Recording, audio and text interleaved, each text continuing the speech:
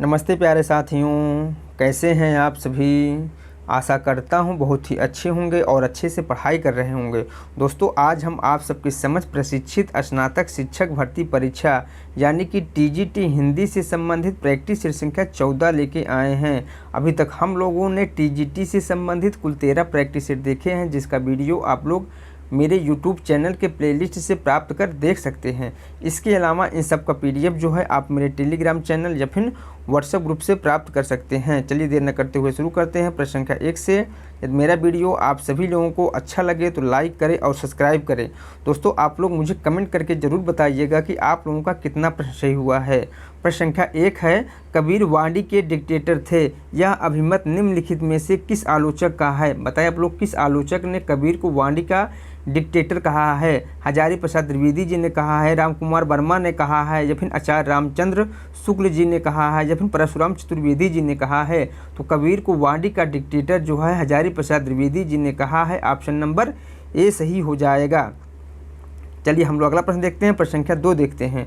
सूची 1 को सूची 2 के साथ मिलान करना है, यानी एक तरफ जो है पुस्तक दिया गया है, दूसरी तरफ जो है उनसे संबंधित रचनाकार दिए गए हैं जिनका हमें मिलान करना है। चलिए हम लोग देख लेते हैं। तो बताइए आप लोग, अर्थशास्त्र जो है किसकी रचना है। तो अर्थशास्त्र की रचनाकार जो है आचार्य चाणक्य हैं। मुद्रा राक्षस के रचनाकार कौन है। तो मुद्रा राक्षस के रचनाकार जो है विशाख दत्त हैं। हर्षचरित के रचनाकार कौन है। तो हर्षचरित के रचनाकार जो है बाणभट्ट है, जबकि पृथ्वीराज रासु के रचनाकार जो है चंद्रबरदई हैं। चलिए हम लोग अगला प्रश्न देखते हैं। प्रश्न संख्या 3 देखते हैं।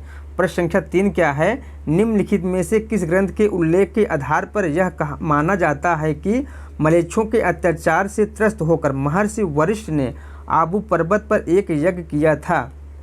मनुस्मृति के आधार पर, रामायण के आधार पर, पृथ्वीराज रासु ग्रंथ के आधार पर, या फिर रजतरंगिणी ग्रंथ के आधार पर। तो पृथ्वीराज रासु ग्रंथ के आधार पर यह कहा जाता है कि मलेच्छों के अत्याचार से त्रस्त होकर महर्षि वशिष्ठ ने आबू पर्वत पर एक यज्ञ किया था, इसलिए ऑप्शन नंबर सी सही हो जाएगा। चलिए हम लोग अगला प्रश्न देखते हैं। प्रश्न संख्या 4 देखते हैं। देवदास निम्नलिखित में से किस उपन्यासकार की एक रचना का पात्र है। सत्यजीत राय की, या फिर शरतचंद्र चट्टोपाध्याय के, या फिर रविन्द्रनाथ टैगोर के, या फिर फणीश्वरनाथ रेणु के। तो शरतचंद्र चट्टोपाध्याय का एक उपन्यास है देवदास, उसी उपन्यास का पात्र है देवदास, इसलिए ऑप्शन नंबर इसमें बी सही हो जाएगा। चलिए हम लोग अगला प्रश्न देखते हैं। प्रश्न संख्या 5 देखते हैं। प्रश्न संख्या 5 क्या है, गोबर मुंशी प्रेमचंद के किस उपन्यास का पात्र है। बताइए आप लोग, मुंशी प्रेमचंद के उपन्यास किस उपन्यास का एक पात्र गोबर है। निर्मला का, गबन का, गोदान का, या फिर प्रेमाश्रम का। तो गोदान उपन्यास का एक प्रमुख पात्र है गोबर, इसलिए ऑप्शन नंबर सी सही हो जाएगा। चलिए हम लोग अगला प्रश्न देखते हैं। प्रश्न संख्या 6 देखते हैं। प्रश्न संख्या 6 क्या है, निम्नलिखित में से कौन से इतिहासकार ने अपने बौद्ध ग्रंथों का हिंदी में अनुवाद भी किया है। राहुल शंकरिताय ने, भारतेंदु हरिश्चंद्र ने, रामधारी सिंह दिनकर ने, या फिर जयशंकर प्रसाद ने। तो इसमें जो ऑप्शन सही हो जाएगा ऑप्शन नंबर ए सही हो जाएगा, राहुल शंकरिताय ने। चलिए हम लोग अगला प्रश्न देखते हैं। प्रश्न संख्या 7 देखते हैं। प्रश्न संख्या 7 का है, परीक्षा शब्द का सही वर्ण विच्छेद क्या होगा। बताइए आप लोग, परीक्षा शब्द का सही वर्ण विच्छेद क्या होगा। तो वह होगा ऑप्शन नंबर बी सही हो जाएगा इसमें। चलिए हम लोग अगला प्रश्न देखते हैं। प्रश्न संख्या 8 देखते हैं। प्रश्न संख्या 8 क्या है, रा के विभिन्न रूपों के संदर्भ में निम्नलिखित में से कौन सा कथन सत्य है, उसे हमें बताना है। ऑप्शन ए है, मात्रा संयोजन और संयुक्ताक्षर बनाने में रा की विशिष्ट स्थिति है, या फिर रा में छोटा ऊ बड़ा ऊ की मात्रा वर्ण के बीच में लगाई जाती है, क्या यह सही है। या फिर यदि व्यंजन में कोई मात्रा हो तो यह रेफ मात्रा के ऊपर लगता है, क्या यह कथन सही है। तो इसमें जो है कथन ए, बी और सी तीनों सही हैं, इसलिए ऑप्शन नंबर डी सही हो जाएगा। चलिए हम लोग अगला प्रश्न देखते हैं। प्रश्न संख्या 9 देखते हैं। प्रश्न संख्या 9 क्या है, निम्नलिखित में से रा के शुद्ध उच्चारण वाला जो विकल्प सही है उसे हमें बताना है। तो बताइए आप लोग, इनमें से कौन सा एक विकल्प जो है रा के शुद्ध उच्चारण से संबंधित है। तो वह है ऑप्शन नंबर सी सही हो जाएगा। चलिए हम लोग अगला प्रश्न देखते हैं। प्रश्न संख्या 10 देखते हैं। दोस्तों, यहाँ 110 दिए, 110 ना होकर के 10 होगा। निम्नलिखित कथनों पर विचार करें। 2 कथन दिया गया है, कौन सा कथन सही है उसे हमें बताना है। बिंदु अनुस्वार का चिन्ह होता है, क्या यह कथन सही है। या फिर अनुस्वार नासिक ध्वनि है, इसका लिप चिन्ह होता है। क्या यह कथन सही है? तो 1 और 2 दोनों कथन सही है, इसलिए ऑप्शन नंबर सी सही हो जाएगा। चलिए हम लोग अगला प्रश्न देखते हैं। प्रश्न संख्या 11 देखते हैं। प्रश्न संख्या 11 क्या है? यदि अनुस्वार का वर्ण के वर्णों से पहले हो तो उच्चारण निम्नलिखित में से कौन से प्रकार का होगा? अंगा के समान होगा, ना के समान होगा, माँ के समान होगा, या फिर उपयुक्त तीनों के समान होगा। इसमें जो ऑप्शन सही हो जाएगा, ऑप्शन नंबर ए सही हो जाएगा, अंगा के समान होगा। चलिए हम लोग अगला प्रश्न देखते हैं। प्रश्न संख्या 12 देखते हैं। निम्नलिखित में से अशुद्ध अनुस्वार वाला शब्द कौन सा है, उसे हमें बताना है। बताइए आप लोग, अशुद्ध अनुस्वार वाला शब्द कौन सा है? तो वह है ऑप्शन नंबर डी, इसमें अनुस्वार नहीं लगा हुआ है। चलिए हम लोग अगला प्रश्न देखते हैं। प्रश्न संख्या 13 देखते हैं। प्रश्न संख्या 13 क्या है? निम्नलिखित में से कौन सा शब्द नहीं वर्ण शब्दांश है? कूट के माध्यम से चयन करें। बताइए आप लोग, इनमें से कौन सा शब्द जो है एक शब्दांश है? उपसर्ग है, प्रत्यय है, समास है, या फिर रूढ़ शब्द है? तो शब्दांश जो है वह है उपसर्ग और प्रत्यय, इसलिए 1 और 2 सही हो जाएगा। कौन सा है? ऑप्शन नंबर सी सही हो जाएगा। चलिए हम लोग अगला प्रश्न देखते हैं। प्रश्न संख्या 14 देखते हैं। प्रश्न संख्या 14 क्या है? अभिज्ञान शब्द में प्रयुक्त उपसर्ग मूल शब्द क्या कौन सा है? बताइए आप लोग, अभिज्ञान शब्द में प्रयुक्त उपसर्ग का मूल शब्द कौन सा है? अभि प्लस ज्ञान होगा, इसमें ऑप्शन नंबर ए सही हो जाएगा। चलिए हम लोग अगला प्रश्न देखते हैं। प्रश्न संख्या 15 देखते हैं। ओढ़नी शब्द में प्रयुक्त प्रत्यय कौन सा है? बताइए आप लोग, ओढ़नी शब्द में प्रयुक्त कौन सा प्रत्यय है? तो ओढ़नी शब्द में नी प्रत्यय है, इसलिए ऑप्शन नंबर बी सही हो जाएगा, जबकि ओढ़ जो है मूल शब्द होगा। चलिए हम लोग अगला प्रश्न देखते हैं। प्रश्न संख्या 16 देखते हैं। प्रश्न संख्या 16 क्या है? प्रश्न संख्या 16 है, निम्नलिखित में से कौन सा कथन असत्य है, उसे हमें बताना है। बताइए आप लोग, इनमें से कौन सा एक कथन जो है असत्य है? ए है, पंत को प्रकृति का सुकुमार कवि कहा जाता है। क्या यह कथन सही है? पल्लव पंत की रचना है। क्या यह कथन सही है? लोकायतन महाकाव्य की श्रेणी में आता है। क्या यह कथन सही है? पंत महाभारतीय युग के कवि हैं। क्या यह कथन सही है? तो कथन ए, बी और सी सही है, इसलिए ये नहीं होगा, क्योंकि इसमें पूछा है असत्य कथन जो है वह होगा ऑप्शन नंबर डी। इसमें कौन सा सही हो जाएगा? ऑप्शन नंबर डी सही हो जाएगा। पंत जो है भारतीय युग के कवि ना होकर के छायावादी युग के कवि हैं, इसलिए ऑप्शन नंबर डी सही हो जाएगा। चलिए हम लोग अगला प्रश्न देखते हैं। प्रश्न संख्या 17 देखते हैं। प्रश्न संख्या 17 क्या है? ध्रुपद गायन का संबंध निम्नलिखित में से किस भाषा से है? बताइए आप लोग, ध्रुपद गायन का संबंध निम्नलिखित में से किस भाषा से है? ब्रज भाषा से है, अवधी से है, खड़ी बोली से है, या फिर मैथिली से है? तो ध्रुपद गायन का संबंध जो है ब्रजभाषा से है, इसलिए ऑप्शन नंबर ए सही हो जाएगा। चलिए हम लोग अगला प्रश्न देखते हैं। प्रश्न संख्या 18 देखते हैं। प्रश्न संख्या 18 क्या है? रोक युधिष्ठिर को ना यहाँ जाने दे उसको स्वर्ग धीरे, यह निम्नलिखित में से किस रचनाकार की पंक्ति है? तो बताइए आप लोग, यह पंक्ति जो है किस रचनाकार की है? यह शंकर प्रसाद की है, सूर्यकांत त्रिपाठी निराला की है, रामधारी सिंह दिनकर की है, या फिर फणीश्वर नाथ रेणु की है? तो यह जो पंक्ति है यह किसका है? रामधारी सिंह दिनकर का। ऑप्शन नंबर सी सही हो जाएगा। चलिए हम लोग अगला प्रश्न देखते हैं। प्रश्न संख्या 19 देखते हैं। निम्नलिखित में से कौन सा कथन असत्य है, उसे हमें बताना है। ऑप्शन ए है, ज्ञानाश्रय शाखा के कवि निराकार की उपासना करते हैं। क्या यह कथन सही है? कबीर संत कवि है। क्या यह कथन सही है? प्रभु जी तुम चंदन हम पानी रैदास की पंक्ति है, या फिर संत तुलसीदास ज्ञानाश्रय शाखा के कवि हैं? तो ज्ञानाश्रय शाखा के कवि निराकार की उपासना करते हैं, यह कथन सही है। कबीर संत कवि हैं, यह भी सही है।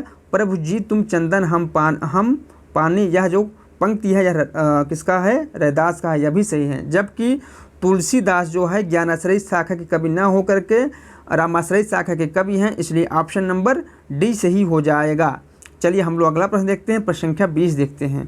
प्रश्न संख्या 20 क्या है? निम्नलिखित में से कौन सा शब्द जो है ध्वज शब्द का पर्यायवाची नहीं है, उसे हमें बताना है। बताइए आप लोग, इनमें से कौन सा एक शब्द जो है ध्वज शब्द का पर्यायवाची नहीं है? तो ध्वज शब्द के जो पर्यायवाची है वह है झंडा है, केतु है और पताका है, जबकि निहार जो है ध्वज शब्द का पर्यायवाची नहीं है, इसलिए ऑप्शन नंबर सी सही हो जाएगा। निहार जो है कोहरा या कुहासा का पर्यायवाची शब्द है। चलिए हम लोग अगला प्रश्न देखते हैं। प्रश्न संख्या 21 देखते हैं। फूल शब्द का पर्यायवाची इनमें से कौन सा नहीं है, उसे हमें बताना है। तो फूल शब्द के जो पर्यायवाची शब्द है वह है प्रसून है, सुमन है और कुसुम है, जबकि पत्र जो है फूल शब्द का पर्यायवाची नहीं है, इसलिए ऑप्शन नंबर सी सही हो जाएगा। चलिए हम लोग अगला प्रश्न देखते हैं। प्रश्न संख्या 22 देखते हैं। प्रश्न संख्या 22 क्या है?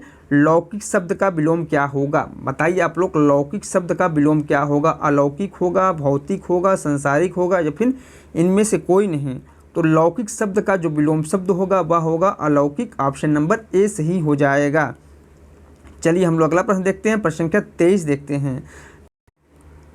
चतुर्वेदी शब्द के लिए कौन सा वाक्यांश सही है उसे हमें बताना है। बताइए आप लोग, इनमें से कौन सा वाक्यांश जो है चतुर्वेदी शब्द के लिए सही है? ऑप्शन ए है चारों वेदों को जानने वाला, या फिर चार वेदी वाला यज्ञ, या फिर चार वेदों को लिखने वाला, या फिर चार भाषाएं बोलने वाला। तो चतुर्वेदी शब्द के लिए जो वाक्यांश सही है वह है चारों वेदों को जानने वाला। ऑप्शन नंबर ए सही हो जाएगा।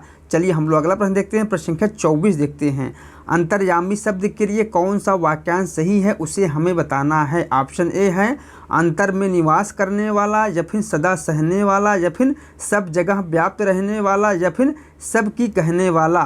तो अंतर्यामी शब्द के लिए जो वाक्यांश सही है वह है सब जगह व्याप्त रहने वाला। ऑप्शन नंबर सी सही हो जाएगा। चलिए हम लोग अगला प्रश्न देखते हैं, प्रश्न संख्या 25 देखते हैं। प्रश्न संख्या 25 क्या है? रहीमन धागा प्रेम का, मत तोड़ो चटकाए, टूटे से फिर ना मिले, मिले गांठ पर जाए। इस दोहे में कौन सा अलंकार का प्रयोग किया गया है उसे हमें बताना है।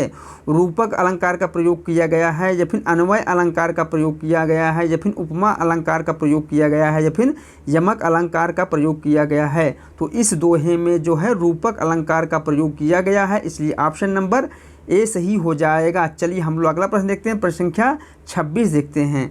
निम्नलिखित में से कौन सी रचना पर रामधारी सिंह दिनकर को ज्ञानपीठ पुरस्कार प्राप्त हुआ? रसीमरथी पर, या फिर कुरुक्षेत्र पर, या फिर उर्वशी पर, या फिर संस्कृत के 4 अध्याय पर? तो रामधारी सिंह दिनकर को ज्ञानपीठ पुरस्कार जो है उनकी रचना उर्वशी पर प्राप्त हुआ। ऑप्शन नंबर सी सही हो जाएगा। चलिए हम लोग अगला प्रश्न देखते हैं, प्रश्न संख्या 27 देखते हैं। प्रश्न संख्या 27 क्या है? मुहावरा है अपनी खिचड़ी अलग पकाना का वास्तविक अर्थ क्या है? अपना ही स्वार्थ सिद्ध करना, या फिर मिलकर काम नहीं करना, या फिर अपना अहित स्वयं करना, या फिर असंभव काम करने की बात करना। तो अपनी खिचड़ी अलग पकाने का जो अर्थ है वह है मिलकर काम नहीं करना। ऑप्शन नंबर बी सही हो जाएगा। चलिए हम लोग अगला प्रश्न देखते हैं, प्रश्न संख्या 28 देखते हैं। कान काटना मुहावरे का अर्थ क्या होगा? बताए आप लोग, कान काटना मुहावरे का सही अर्थ क्या होगा? किसी को पता ना होना, या फिर चौकन्ना होना, या फिर होशियारी दिखाना, या फिर गलत बात पर जल्दी विश्वास कर लेना। तो इसमें जो ऑप्शन सही हो जाएगा ऑप्शन नंबर सी सही हो जाएगा। कान काटना मुहावरे का अर्थ है होशियारी दिखाना। चलिए हम लोग अगला प्रश्न देखते हैं, प्रश्न संख्या 29 देखते हैं। प्रश्न संख्या 29 क्या है? निम्नलिखित वाक्यों में से किस वाक्य में उचित विराम चिन्हों का प्रयोग हुआ है उसे हमें बताना है। तो बताइए आप लोग, इनमें से कौन सा जो है वाक्यांश सही है? तो वह है ऑप्शन नंबर सी सही हो जाएगा। कौन सा? ऑप्शन नंबर सी सही हो जाएगा। चलिए हम लोग अगला प्रश्न देखते हैं, प्रश्न संख्या 30 देखते हैं। प्रश्न संख्या 30 क्या है? स्वार्थी व्यक्ति देश हित के लिए बहुत कम सोचते हैं, वाक्य में से उद्देश्य छांटिए। स्वार्थी व्यक्ति देश हित के लिए बहुत कम सोचते हैं, वाक्य में कौन सा उद्देश्य है उसे हमें बताना है। व्यक्ति है, स्वार्थी व्यक्ति है, स्वार्थी व्यक्ति देश हित है, या फिर स्वार्थी व्यक्ति देश हित के लिए हैं।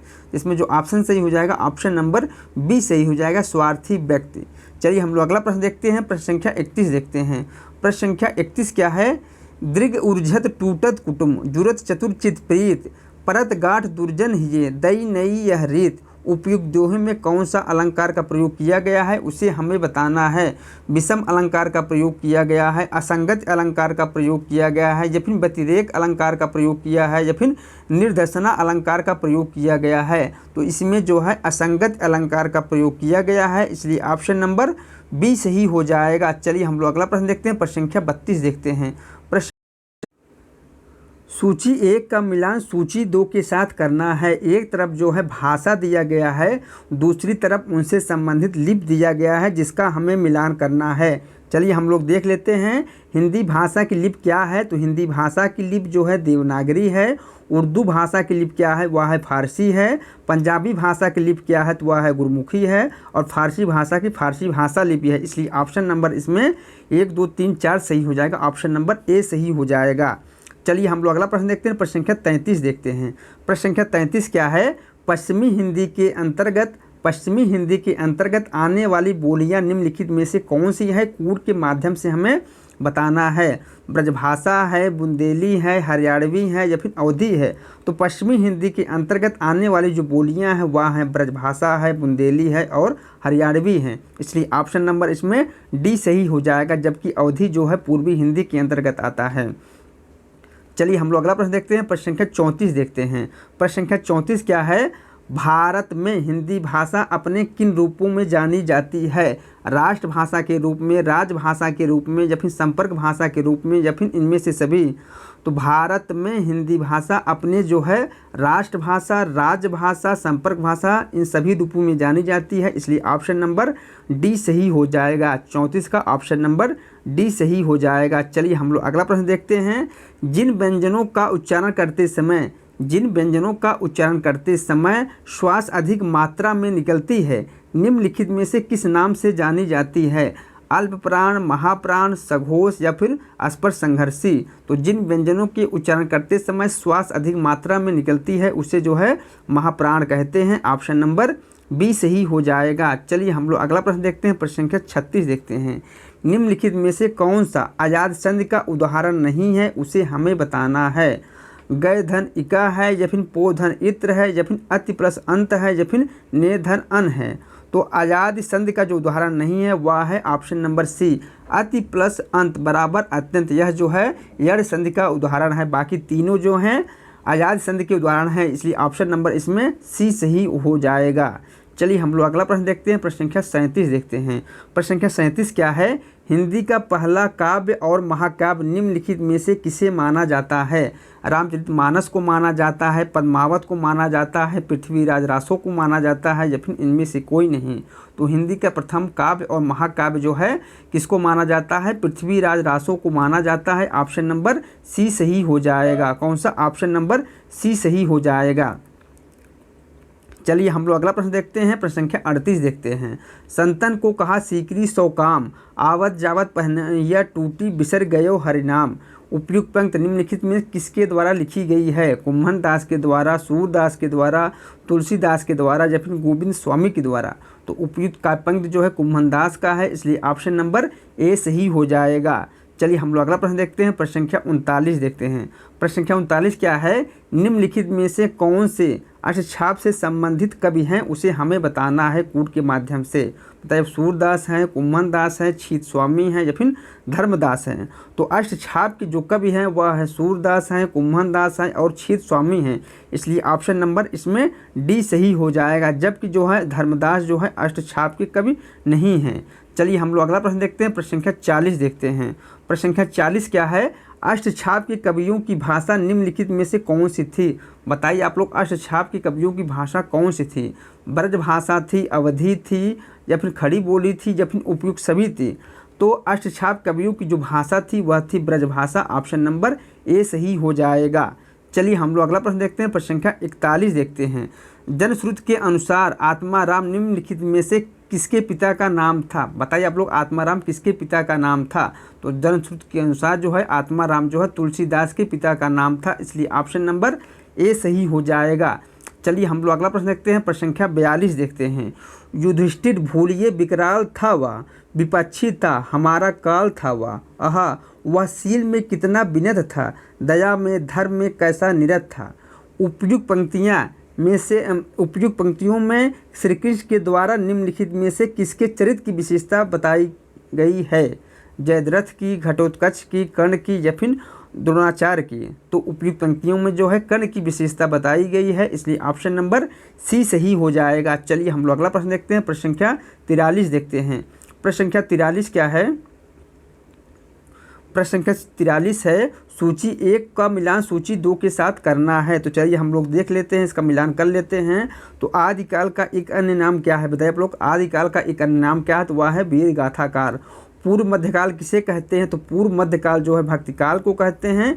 उत्तर मध्यकाल किसे कहते हैं। तो उत्तर मध्यकाल जो है रीतकाल को कहते हैं। आधुनिक काल को क्या कहते हैं। आधुनिक काल को गद्यकाल कहते हैं। चलिए हम लोग अगला प्रश्न देख लेते हैं, प्रश्न संख्या 44 देख लेते हैं।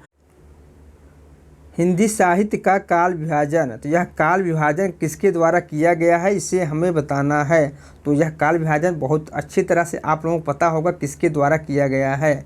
पंडित रामचंद्र शुक्ल के द्वारा किया गया है, डॉक्टर हजारी प्रसाद द्विवेदी जी के द्वारा किया गया है, या फिर आचार्य महावीर प्रसाद द्विवेदी जी के द्वारा किया गया है, या फिर डॉक्टर नामवर सिंह के द्वारा किया गया है। तो यह जो काल विभाजन जो है किसके द्वारा किया गया है, पंडित रामचंद्र शुक्ल जी के द्वारा किया गया है, इसलिए ऑप्शन नंबर ए सही हो जाएगा। चलिए हम लोग अगला प्रश्न देखते हैं, प्रश्न संख्या 45 देखते हैं। अपभ्रंश की भाषा निम्नलिखित में से कौन से भाषा के सर्वाधिक निकट है, उसे हमें बताना है। संस्कृत भाषा के सर्वाधिक निकट है, या फिर प्राकृत भाषा के सर्वाधिक निकट है, या फिर पाली भाषा के सर्वाधिक निकट है, या फिर हिंदी भाषा के सर्वाधिक निकट है। तो अपभ्रंश भाषा जो है हिंदी भाषा के सर्वाधिक निकट है, इसलिए ऑप्शन नंबर डी सही हो जाएगा। चलिए हम लोग अगला प्रश्न देखते हैं, प्रश्न संख्या 46 देखते हैं। हिंदी भाषा साहित्य के इतिहास का प्रारंभ निम्नलिखित में से कौन से कालखंड के आसपास माना जाता है।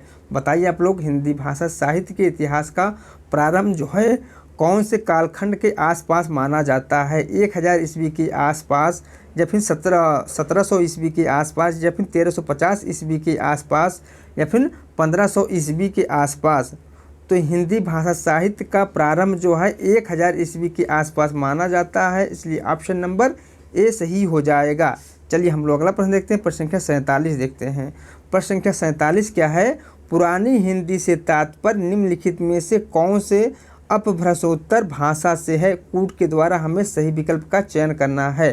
तो ऑप्शन ए है सिद्धों, नाथों एवं जैन मुनियों के दोहे, या फिर प्राकृतिक पेंगलम के अनेक छंद, या फिर कुमार पाल प्रतिबोध एवं प्रबंध चिंतामणि, या फिर हेमचंद के शब्दानुशासन में संकलित दोहे। तो इसमें जो ऑप्शन सही हो जाएगा ऑप्शन नंबर डी सही हो जाएगा, सभी सही हैं। ठीक है, इसलिए इसमें ऑप्शन नंबर डी सही हो जाएगा। चलिए हम लोग अगला प्रश्न देखते हैं, प्रश्न संख्या 48 देखते हैं। प्रश्न संख्या 48 क्या है, हिंदी साहित्य के निम्नलिखित कालखंडों में से कौन से काल को विविध एवं परस्पर विरोधी प्रवृत्तियों का काल माना गया है। आदिकाल को, पूर्व मध्य काल को, या फिर उत्तर मध्य काल को, या फिर आधुनिक काल को। तो इसमें जो ऑप्शन सही हो जाएगा ऑप्शन नंबर ए सही हो जाएगा, आदिकाल को माना गया है। चलिए हम लोग अगला प्रश्न देखते हैं, प्रश्न संख्या 49 देखते हैं। प्रश्न संख्या 49 क्या है, निम्नलिखित में से कौन से विद्वान ने भक्ति काल के संदर्भ में भक्ति को धर्म का रसात्मक रूप कहा है। मतलब आप लोग किस विद्वान ने भक्ति को धर्म का रसात्मक रूप कहा है। आचार्य रामचंद्र शुक्ल ने कहा है, या फिर आचार्य महावीर प्रसाद द्विवेदी ने कहा है, या फिर डॉक्टर नामवर सिंह ने कहा है, या फिर डॉक्टर नगेंद्र ने कहा है। इसमें जो ऑप्शन सही हो जाएगा ऑप्शन नंबर ए सही हो जाएगा, आचार्य रामचंद्र शुक्ल जी ने कहा है। चलिए हम लोग अगला प्रश्न देखते हैं, प्रश्न संख्या 50 देखते हैं। निम्नलिखित में से कौन सा वाक्य जो है क्रिया विशेषण युक्त है, उसे हमें बताना है।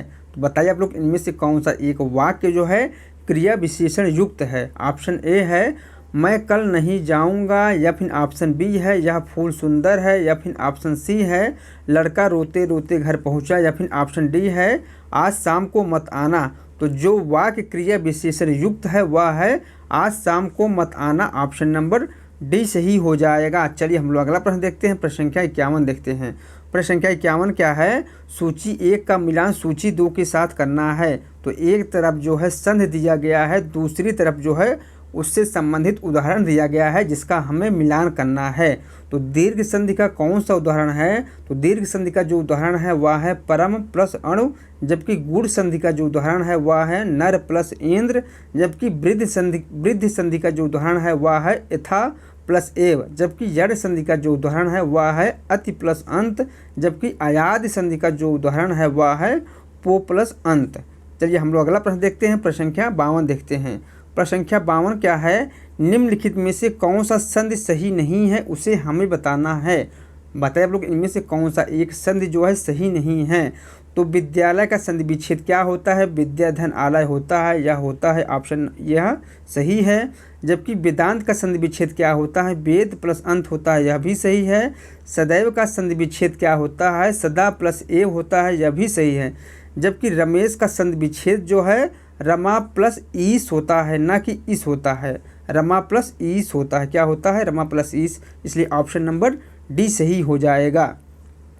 चलिए हम लोग अगला प्रश्न देखते हैं, मिट्टी का माधव मुहावरे का सही अर्थ क्या है। अच्छी कलाकृति होता है या फिर डरपोक होता है या फिर बहुत मूर्ख होता है या फिर सिद्धांतहीन होता है। तो मिट्टी का माधव मुहावरे का जो अर्थ होता है वह होता है बहुत मूर्ख। ऑप्शन नंबर सी सही हो जाएगा। चलिए हम लोग अगला प्रश्न देखते हैं। प्रश्न संख्या 54 देखते हैं। प्रश्न संख्या 54 क्या है? अंग अंग ढीला होना मुहावरे का सही अर्थ निम्नलिखित में से कौन सा है, उसे हमें बताना है। बहुत थक जाना है या फिर बुद्धि भ्रष्ट हो जाना है या फिर लज्जित होना है या फिर युद्ध में मरना है। तो अंग अंग ढीला होना मुहावरे का जो सही अर्थ होता है वह होता है बहुत थक जाना। ऑप्शन नंबर ए सही हो जाएगा। चलिए हम लोग अगला प्रश्न देखते हैं। प्रश्न संख्या 55 देखते हैं। सांप मरे न लाठी टूटे लोकोक्ति का सही अर्थ निम्नलिखित में से कौन सा है, उसे हमें बताना है। तो ऑप्शन ए है सांप को मारते वक्त लाठी का नहीं टूटना या फिर सांप को मारते वक्त मजबूत लाठी का प्रयोग या फिर बिना हानि के किसी काम का बनना या फिर किसी काम को करते वक्त लाभ की प्राप्ति। इसमें जो ऑप्शन सही हो जाएगा सांप मरे ना लाठी टूटे लोकोक्ति का जो सही अर्थ होगा वह होगा बिना हानि के किसी काम का बनना। ऑप्शन नंबर सी सही हो जाएगा। चलिए हम लोग अगला प्रश्न देखते हैं। प्रश्न संख्या 56 देखते हैं। प्रश्न संख्या 56 क्या है? सूची 1 का मिलान सूची 2 के साथ करना है। एक तरफ जो है विराम चिन्ह का नाम दिया गया है, दूसरी तरफ जो है विराम चिन्ह दिया गया है, जिसका हमें पता लगाना है कौन सा विराम चिन्ह है। तो बताइए आप लोग यह कौन सा विराम चिन्ह है? तो यह जो है उप विराम चिन्ह है। यह कौन सा विराम चिन्ह है? तो यह जो है निर्देशक विराम चिन्ह है। तो यह कौन सा चिन्ह है? तो यह जो है हंस पद चिन्ह है। जबकि यह कौन सा चिन्ह है? यह जो है लाघव चिन्ह है। चलिए हम लोग अगला प्रश्न देखते हैं। प्रश्न संख्या 57 देखते हैं। प्रश्न संख्या 57 क्या है? निम्नलिखित में से किनके दोनों चरण पूर्ण होने पर पूर्ण विराम लगाया जाता है? दोहा के, सोरठा के, चौपाई के या फिर पदावली के। तो दोनों चरण पूर्ण होने पर पूर्ण विराम जो चिन्ह लगाया जाता है वह दोहा, सोरठा, चौपाई और पदावली के पूर्ण होने पर लगाया जाता है। इसलिए इसमें चारों सही हो जाएगा। इसका कूट क्या है? ऑप्शन नंबर डी सही हो जाएगा। चलिए हम लोग अगला प्रश्न देखते हैं। प्रश्न संख्या 58 देखते हैं। प्रश्न संख्या 58 क्या है? मैथिल युक्त विकसित अपभ्रंश निम्नलिखित में से कौन सी भाषा के नाम से जानी जाती है? मगही के नाम से जानी जाती है, अवहट्ट के नाम से जानी जाती है या फिर सौरसेनी के नाम से जानी जाती है या फिर अंगिका के नाम से जानी जाती है। तो यह जो है अवहट्ट के नाम से जानी जाती है। ऑप्शन नंबर बी सही हो जाएगा। चलिए हम लोग अगला प्रश्न देखते हैं। प्रश्न संख्या 59 देखते हैं। कर्ता क्रिया की अवंत की समान अशुद्धियों को देखते हुए निम्नलिखित में से कौन सा वाक्य जो है शुद्ध है, उसे हमें बताना है। तो बता लो आप लोग इनमें से कौन सा एक वाक्य शुद्ध है। तो वह है ऑप्शन नंबर बी, आप कब आ रहे हैं। चलिए हम लोग अगला प्रश्न देखते हैं। प्रश्न संख्या 60 देखते हैं। प्रश्न संख्या 60 क्या है? क्रिया भेद के संदर्भ में निम्नलिखित कथनों पर विचार करें एवं कूट के द्वारा सही कथन का चुनाव करें। तो ऑप्शन ए है राम रोता है। क्या यह सकर्मक क्रिया है या फिर अकर्मक क्रिया है? तो राम रोता है अकर्मक क्रिया है, यह कथन सही है। जबकि 2 है राम अपना रोना रोता है। यह कौन सी क्रिया है? सकर्मक क्रिया है या फिर अकर्मक क्रिया है? तो राम अपना रोना रोता है, यह जो है सकर्मक क्रिया है। तो 1 और 2 दोनों सही हो जाएगा। इसलिए ऑप्शन नंबर सी सही हो जाएगा। चलिए हम लोग अगला प्रश्न देखते हैं। प्रश्न संख्या 63 देखते हैं। सूची 1 का मिलान सूची 2 के साथ करना है। तो एक तरफ जो है समास दिया गया है, दूसरी तरफ जो है समास से संबंधित उदाहरण दिया गया है, उसका हमें मिलान करना है। तो बताइए आप लोग वनगमन कौन सा समास है? तो वनगमन जो है कर्म तत्पुरुष समास है। कौन सा है? कर्म तत्पुरुष समास है। यह जो है वन को जाना, इसका समास विच्छेद होगा। जबकि हस्तलिखित कौन सा समास है? तो हस्त जो लिखित समास है वह है करण तत्पुरुष समास होगा, यानी कि हाथ से लिखित। जबकि देश निकाला कौन सा समास है? तो देश निकाला जो है अपादान समास है। और पाठशाला जो है संप्रदान तत्पुरुष समास है। चलिए हम लोग अगला प्रश्न देखते हैं। प्रश्न संख्या 62 देखते हैं। प्रश्न संख्या 62 क्या है? निम्नलिखित में से कौन सा एक जो है कर्म तत्पुरुष समास का उदाहरण है, उसे हमें बताना है। तो बताइए आप लोग इनमें से कौन सा एक जो है कर्म तत्पुरुष समास का उदाहरण है। तो वह है मरणासन्न, यानी कि मरण को आसन। इसलिए ऑप्शन नंबर ए सही हो जाएगा। जबकि कष्ट से साध यह जो है करण तत्पुरुष समास का उदाहरण है। आशा से अतीत यानी कि उपादान तत्पुरुष समास है, जबकि यह जो है गुरु दक्षिणा जो है संप्रदान तत्पुरुष समास का उदाहरण है, गुरु के लिए दक्षिणा। चलिए हम लोग अगला प्रश्न देख लेते हैं। प्रश्न संख्या 63 देख लेते हैं। सूची 1 का मिलान सूची 2 के साथ करना है। तो चलिए हम लोग देख लेते हैं। संबोधन सूचक कौन सा शब्द है? तो संबोधन सूचक जो शब्द है वह है। विस्मय सूचक शब्द कौन सा है? तो विस्मय सूचक जो शब्द है वह है अरे।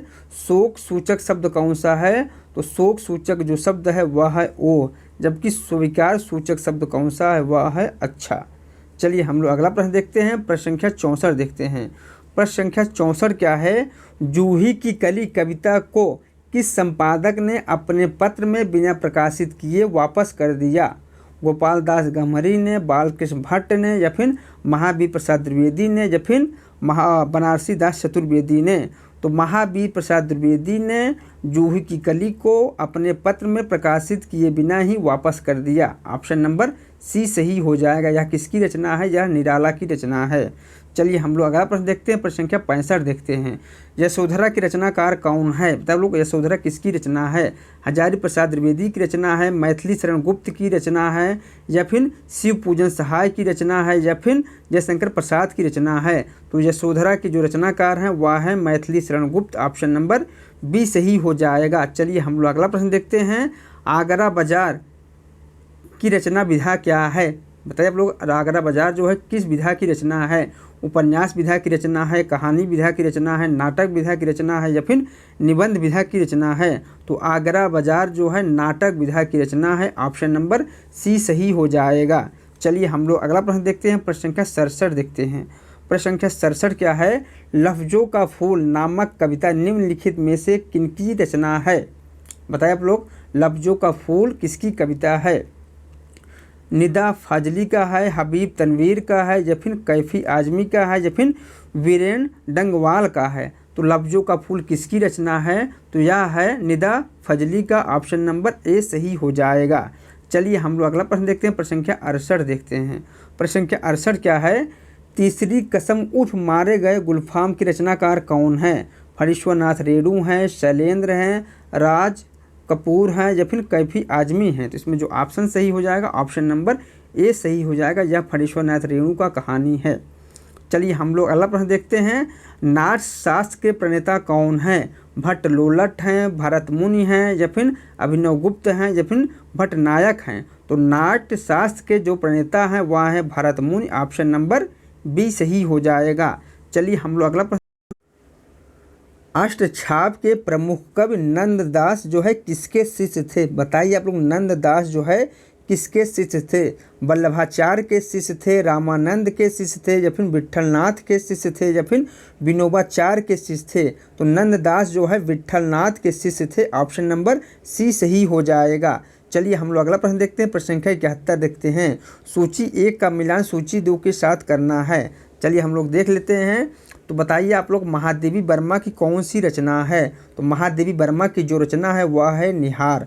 कैफी आजमी की कौन सी रचना है? तो वह है 7वां दशक। जबकि लीलाधर की कौन सी रचना है? तो वह है शर्माया। प्रहलाद अग्रवाल की कौन सी रचना है? तो वह है काला पानी। चलिए हम लोग अगला प्रश्न देखते हैं। प्रश्न संख्या 72 देखते हैं। प्रश्न संख्या 72 क्या है? निम्नलिखित में से कौन सा एक शब्द जो है अमृत का पर्यायवाची नहीं है? बताइए आप लोग, इनमें से कौन सा एक शब्द जो है अमृत का पर्यायवाची नहीं है? पीयूष नहीं है, सोम नहीं है, अमी नहीं है, या फिर कंतार नहीं है? तो इसमें जो ऑप्शन सही हो जाएगा, अमृत का जो पर्यायवाची है वह है पीयूष, सोम और अमी, जबकि कंतार जो है अमृत का पर्यायवाची नहीं है। इसलिए ऑप्शन नंबर डी सही हो जाएगा। कंतार किसका पर्यायवाची है? जंगल या वन का है। चलिए हम लोग अगला प्रश्न देखते हैं। प्रश्न संख्या 73 देखते हैं। प्रश्न संख्या 73 क्या है? निम्नलिखित में से कौन सा शब्द अश्व का पर्यायवाची है? बताइए आप लोग, इनमें से कौन सा एक शब्द जो है अश्व का पर्यायवाची है? तो वह है कौन सा है? सैंधव है। ऑप्शन नंबर ए सही हो जाएगा। चलिए हम लोग अगला प्रश्न देखते हैं। प्रश्न संख्या 74 देखते हैं। निम्नलिखित में से कौन सी एक लोकोक्ति है, उसे हमें बताना है। अंक भरना है, या फिर आस्तीन का सांप है, या फिर तूती बोलना है, या फिर कहाँ राजा भोज कहाँ गंगू तेली? इसमें जो ऑप्शन सही हो जाएगा, जो लोकोक्ति है वह है कहाँ राजा भोज कहाँ गंगू तेली। चलिए हम लोग अगला प्रश्न देखते हैं। प्रश्न संख्या 75 देखते हैं। प्रश्न संख्या 75, गुरदयाल सिंह द्वारा रचित क्या जानूं मैं कौन निम्नलिखित में से किस विधा की रचना है? कहानी विधा की रचना है, उपन्यास विधा की रचना है, आत्मकथा विधा की रचना है या फिर संस्मरण विधा की रचना है? तो क्या जानूं मैं कौन जो है आत्मकथा विधा की रचना है। ऑप्शन नंबर सी सही हो जाएगा। चलिए हम लोग अगला प्रश्न देखते हैं। राही मासूम रजा की रचना छोटे आदमी की बड़ी कहानी किस विधा की रचना है? कहानी विधा की है, जीवनी विधा की है, डायरी विधा की है या फिर यात्रा स्मृत विधा की रचना है? तो इसमें जो ऑप्शन सही हो जाएगा यह जो है जीवनी विधा की रचना है। ऑप्शन नंबर बी सही हो जाएगा। चलिए हम लोग अगला प्रश्न देखते हैं। प्रश्न संख्या 77 देखते हैं। निम्नलिखित में से कौन सी रचना रामधारी सिंह दिनकर की सर्वप्रथम प्रकाशित रचना थी? रेणुका था या फिर परशुराम की प्रतीक्षा था या फिर बारदोली विजय था या फिर हारे को हरिनाम था? तो रामधारी सिंह दिनकर का सर्वप्रथम प्रकाशित जो रचना था वह था बारदोली विजय। ऑप्शन नंबर सी सही हो जाएगा। चलिए हम लोग अगला प्रश्न देखते हैं। प्रश्न संख्या 78 देखते हैं। रामधारी सिंह दिनकर की रचना रसीमरथी का मुख्य पात्र निम्नलिखित में से कौन था? अर्जुन था, कर्ण था, परशुराम था या फिर भीष्म था? तो रसीमरथी रचना का मुख्य जो पात्र था वह था कर्ण। ऑप्शन नंबर बी सही हो जाएगा। चलिए हम लोग अगला प्रश्न देखते हैं। निम्नलिखित कथनों पर विचार करें। चलिए हम लोग ये स्टेटमेंट देख लेते हैं। एक है ध्वनियों के टुकड़े नहीं किए जा सकते, ध्वनियों के टुकड़े नहीं किए जा सकते, यह कथन जो है सही है। वर्ण भाषा की सबसे छोटी इकाई होती है, यह भी सही है। वर्ण भाषा की सबसे छोटी इकाई होती है, यह भी कथन सही है। व्यंजनों के साथ लगने वाले स्वरों के विशेष चिन्ह मात्रा कहलाते हैं, यह भी कथन सही है। वर्णमाला में अंगा, ढा, अंक और अह और संयुक्त व्यंजन के मिल जाने से वर्णों की संख्या 44 से 52 हो जाती है, यह भी कथन सही। इसलिए ऑप्शन नंबर इसमें सभी सही हो जाएगा। कौन सा? ऑप्शन नंबर सभी सही हो जाएगा। चलिए हम लोग अगला प्रश्न देखते हैं। प्रश्न संख्या 80 देखते हैं। प्रश्न संख्या 80 क्या है? निम्नलिखित कथनों में से कौन सा कथन सही है उसे हमें बताना है। एक है हिंदी में 11 स्वर होते हैं, यह कथन सही है। हिंदी में 33 व्यंजन होते हैं, यह भी कथन सही है। इसलिए ऑप्शन नंबर सी सही हो जाएगा। 1 और 2 दोनों कथन सही हैं। चलिए हम लोग अगला प्रश्न देखते हैं। प्रश्न संख्या 81 देखते हैं। जिनके विषय में बात की जाए वह वाक्य का कौन सा अंग है? विधेय है, उद्देश्य है, सार्थक वाक्य है या फिर उपयुक्त सभी है? तो वह जो है उद्देश्य है। ऑप्शन नंबर बी सही हो जाएगा। कौन सा? ऑप्शन नंबर बी सही हो जाएगा। चलिए हम लोग अगला प्रश्न देखते हैं। निम्नलिखित में से कौन सा शब्द जो है स्त्रीलिंग नहीं है उसे हमें बताना है। नदी नहीं है, झरना नहीं है, पुस्तक नहीं है या फिर मेज नहीं है? तो नदी, पुस्तक और मेज जो है स्त्रीलिंग शब्द है, जबकि झरना जो है स्त्रीलिंग शब्द नहीं है। इसलिए ऑप्शन नंबर बी सही हो जाएगा। चलिए हम लोग अगला प्रश्न देखते हैं। प्रश्न संख्या 83 देखते हैं। प्रश्न संख्या 83 क्या है? निम्नलिखित में से कौन सा युग्म सुमेलित नहीं है उसे हमें बताना है। तो वीर गाथा काल के कवि विद्यापति है, यह कथन सही है। भक्ति काल के कवि जो है कबीर है, यह भी सही है। रीत काल के कवि जो है कुतुबन नहीं है। आधुनिक काल के कवि जो है भारतेंदु हरिश्चंद्र हैं। जो कुतुबन जो है भक्ति काल के कवि हैं, ना कि रीत काल के कवि हैं। इसलिए ऑप्शन नंबर इसमें 3 सही हो जाएगा। कूट दिया है तो कूट केवल 3 हो गए। ऑप्शन नंबर बी सही हो जाएगा इसमें। चलिए हम लोग अगला प्रश्न देखते हैं। प्रश्न संख्या 84 देखते हैं। निम्नलिखित में से किस कृत के लेखक नामवर सिंह है? बताइए आप लोग, इनमें से कौन सी एक रचना जो है नामवर सिंह की है? आलोचना और काव्य है, दूसरी परंपरा की खोज है, आस्था और सौंदर्य है, भाषा और समास है? तो जो नामवर सिंह की रचना है वह है दूसरी परंपरा की खोज। ऑप्शन नंबर बी सही हो जाएगा। चलिए हम लोग अगला प्रश्न देखते हैं। प्रश्न संख्या 85 देखते हैं। सूची 1 का मिलान सूची 2 के साथ करना है। तो एक तरफ रचना दिया गया है, दूसरी तरफ रचनाकार दिया गए हैं। तो चंद्र बरदई की कौन सी रचना है? तो चंद्र बरदई की जो रचना है वह है पृथ्वीराज रासो। नरपत नाल की कौन सी रचना है? तो वह है बीसल देव रासो। विद्यापति की कौन सी रचना है? दोस्तों यहाँ विद्यापति होगा। विद्यापति की कौन सी रचना है? वह है कीर्तलता। जबकि अमीर खुसरो की जो रचना है वह है मुकरिया। अमीर खुसरो की कौन सी रचना है? मुकरिया है। चलिए हम लोग अगला प्रश्न देखते हैं। प्रश्न संख्या 86 देखते हैं। प्रश्न संख्या 86 क्या है, संदेश राशक के रचनाकार कौन है? बताए आप लोग, संदेश राशक के रचनाकार कौन हैं? अमीर खुसरो हैं, अब्दुल रहमान हैं, विद्यापति हैं या फिर मलिक मोहम्मद जायसी हैं? तो अब्दुल रहमान को अदमार भी कहा जाता है। तो संदेश राशक के रचनाकार जो है वह है Abdul Rahman. Option number B सही हो जाएगा। चलिए हम लोग अगला प्रश्न देखते हैं। प्रश्न संख्या 87 देखते हैं। कबीर के वाणी से संबंधित भाग निम्नलिखित में से कौन सा सही है? कूट के माध्यम से बताना है।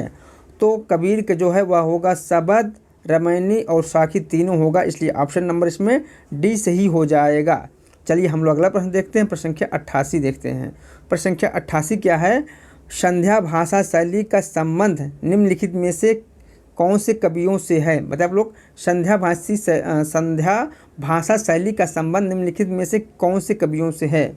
सिद्ध कवियों से है, नाथ कवियों से है, वीरगाथा कालीन कवियों से है या फिर जैन मतावलंबी कवियों से है? इसमें जो ऑप्शन सही हो जाएगा ऑप्शन नंबर ए सही हो जाएगा। संध्या भाषा शैली का संबंध जो है सिद्ध कवियों से है।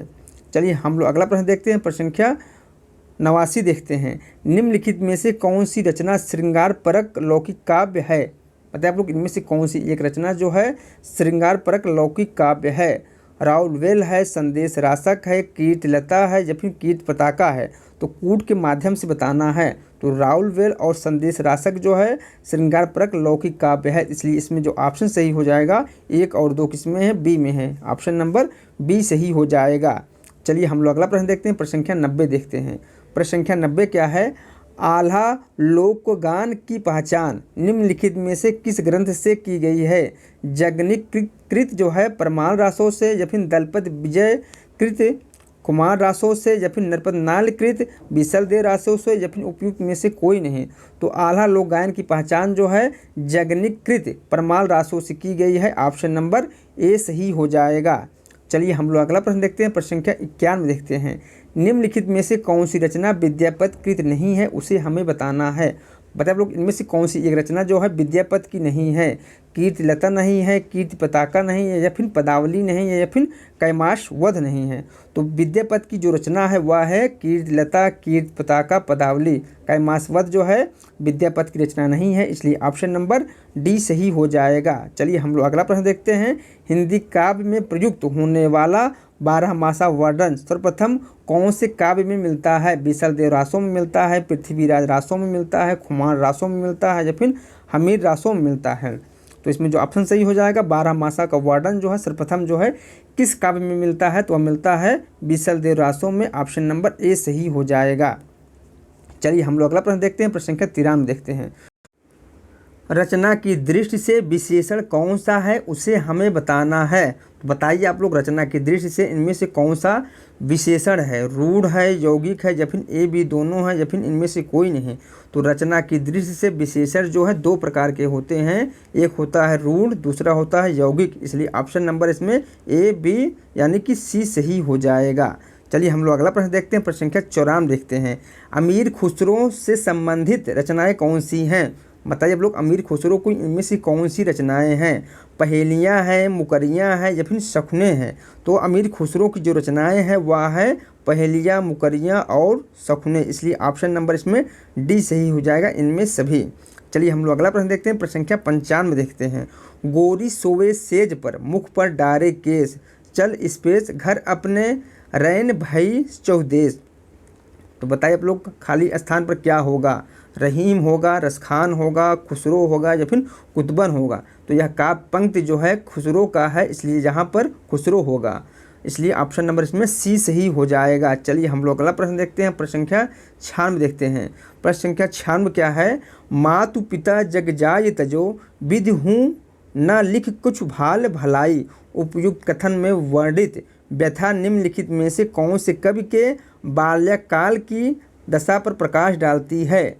कबीर के या फिर तुलसी के या फिर सूरदास के या फिर बिहारी के? इसमें जो ऑप्शन सही हो जाएगा तुलसीदास के बाल्यकाल की दशा पर प्रकाश डालता है, ऑप्शन नंबर बी सही हो जाएगा। चलिए हम लोग अगला प्रश्न देखते हैं। प्रश्न संख्या 97 देखते हैं। भारतेंदु हरिश्चंद्र की रचना बादशाह दर्पण निम्नलिखित में से कौन सी विधा की रचना है? नाटक विधा की रचना है, कहानी विधा की रचना है या फिर जीवन चरित्र है या फिर इतिहास लेखन है? तो बादशाह दर्पण जो है इतिहास लेखन विधा की रचना है। ऑप्शन नंबर डी सही हो जाएगा। चलिए हम लोग अगला प्रश्न देखते हैं। निज भाषा उन्नत है, सब उन्नत को मोल। उपयुक्त पंक्ति का संबंध जो है किस कवि से है? मैथिली शरण गुप्त से है, भारतेंदु हरिश्चंद्र से है, बालकृष्ण भट्ट से है या फिर सूर्यकांत त्रिपाठी निराला से है। तो उपयुक्त का पंक्ति का संबंध जो है भारतेंदु हरिश्चंद्र से है। ऑप्शन नंबर बी सही हो जाएगा। तो यह जो काव्य पंक्ति किसका है? भारतेंदु हरिश्चंद्र का है। चलिए हम लोग अगला प्रश्न देखते हैं।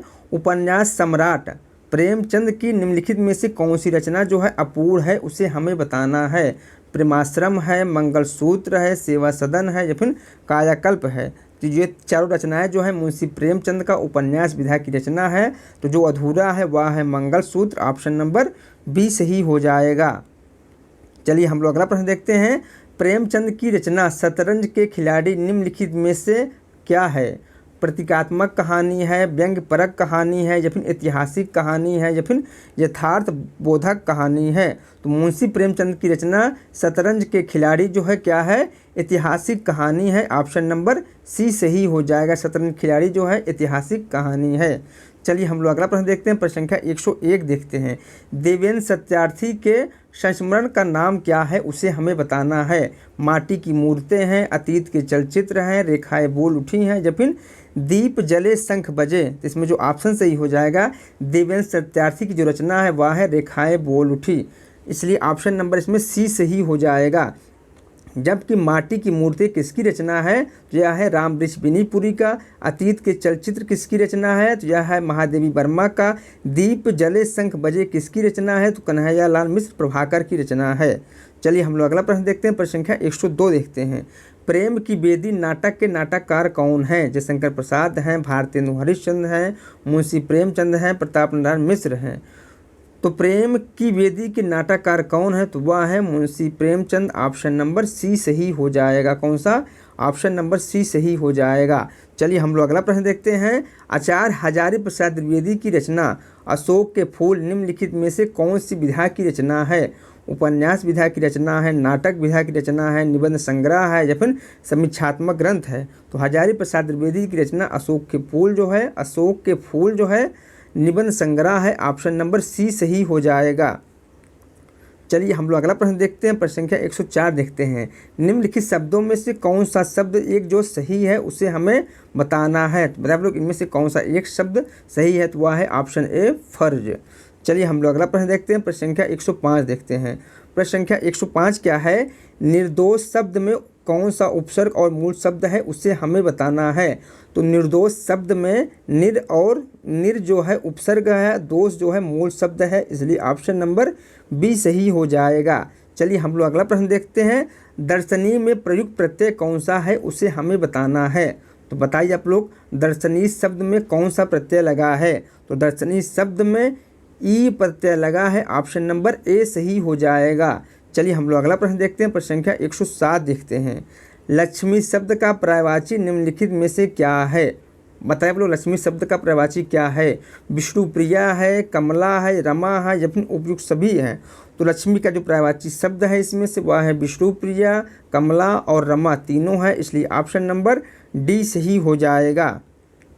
चलिए हम लोग अगला प्रश्न देखते हैं। प्रश्न संख्या 108 देखते हैं। दीर्घ दोहा अर्थ के आखर थोरे आए, जो रहीम नट कुंडली सिमिट कूद चढ़ जाए। उपयुक्त दोहा में कौन सा अलंकार का प्रयोग किया गया है? बताइए आप लोग इस दोहा में कौन सा अलंकार का प्रयोग किया गया है? अनुप्रास अलंकार का, रूपक अलंकार का या फिर पुनरुक्त अलंकार का या फिर इनमें से कोई नहीं। तो इसमें जो ऑप्शन सही हो जाएगा ऑप्शन नंबर कौन सा? ऑप्शन नंबर ए सही हो जाएगा। अनुप्रास अलंकार का प्रयोग किया गया है। चलिए हम लोग अगला प्रश्न देखते हैं। प्रश्न संख्या 109 देखते हैं। महादेवी वर्मा का प्रथम काव्य संकलन कौन सा है? बताइए आप लोग महादेवी वर्मा का प्रथम काव्य संकलन जो है कौन सा है? दीपशिखा है, यामा है, निहार है या फिर रसिम है। तो महादेवी वर्मा का प्रथम काव्य संकलन जो है वह है निहार। ऑप्शन नंबर सी सही हो जाएगा। चलिए हम लोग अगला प्रश्न देखते हैं। प्रश्न संख्या 110 देखते हैं। सूची 1 का मिलान सूची 2 के साथ करना है। तो एक तरफ जो है शब्द दिया गया है, दूसरी तरफ जो है उससे संबंधित अर्थ दिया गया है जिसका हमें मिलान करना है। तो तो बताइए आप लोग, अरुण का क्या अर्थ होता है? तो अरुण का अर्थ होता है निकला हुआ सूर्य। श्री का क्या अर्थ होता है? तो श्री का अर्थ होता है लक्ष्मी। नीरज का क्या अर्थ होता है? तो नीरज का अर्थ होता है जल में उत्पन्न। जबकि लाल का अर्थ होता है बहुमूल्य पत्थर। चलिए हम लोग अगला प्रश्न देखते हैं। प्रश्न संख्या 111 देखते हैं। प्रश्न संख्या 111 क्या है? जिसका मूल्य नहीं आंका जा सके उसे क्या कहते हैं? अमूल्य कहते हैं, बहुमूल्य कहते हैं, महंगा कहते हैं या फिर अनमोल कहते हैं? तो जिसका मूल्य नहीं आंका जा सके उसे अनमोल कहते हैं। ऑप्शन नंबर डी सही हो जाएगा। चलिए हम लोग अगला प्रश्न देखते हैं। प्रश्न संख्या 112 देखते हैं। प्रश्न संख्या 112 क्या है? निम्नलिखित में से कौन सा वाक्य सही है उसे हमें बताना है।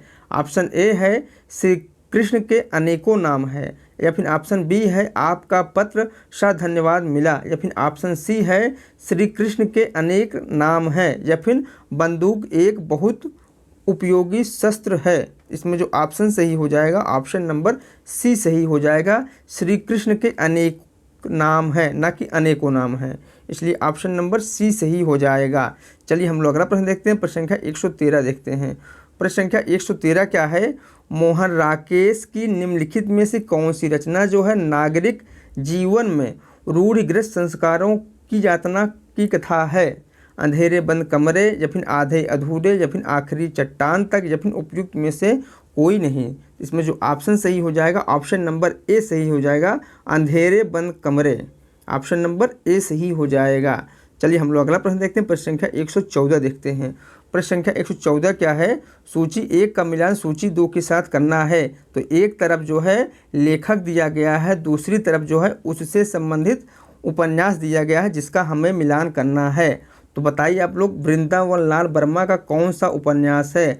तो वृंदावन लाल वर्मा का उपन्यास है मृगनयनी। चतुर्सेन शास्त्री का कौन सा उपन्यास है? तो चतुर्सेन शास्त्री का जो उपन्यास है वह है वैशाली की नगर वधू। जबकि हजारी प्रसाद द्विवेदी का कौन सा उपन्यास है? वह है अनाम दास का पोथा। और भीष्म साहनी का उपन्यास है तमस। चलिए हम लोग अगला प्रश्न देख लेते हैं। प्रश्न संख्या 115 देख लेते हैं। प्रश्न संख्या 115 क्या है? आधुनिक जीवन की विसंगतियों पर आधारित उपन्यास निम्नलिखित में से कौन सा है?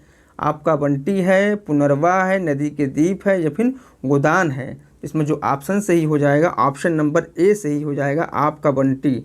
आपका बंटी उपन्यास किसका है? यह है मन्नू भंडारी का। जबकि नदी के दीप के उपन्यासकार कौन है? तो वह है अज्ञेय। और पुनर्वा के रचनाकार कौन है? हजारी प्रसाद द्विवेदी। जबकि गोदान उपन्यास के रचनाकार मुंशी प्रेमचंद हैं। चलिए हम लोग अगला प्रश्न देखते हैं। प्रश्न संख्या 116 देखते हैं। प्रश्न संख्या 116 क्या है? निम्नलिखित में से कौन सा समूह आचार्य हजारी प्रसाद द्विवेदी के उपन्यासों को दर्शाता है? बताइए आप लोग, इनमें से कौन सा एक समूह जो है जिसमें उपन्यास दिया गया है आचार्य हजारी प्रसाद द्विवेदी के उपन्यासों को दर्शाता है?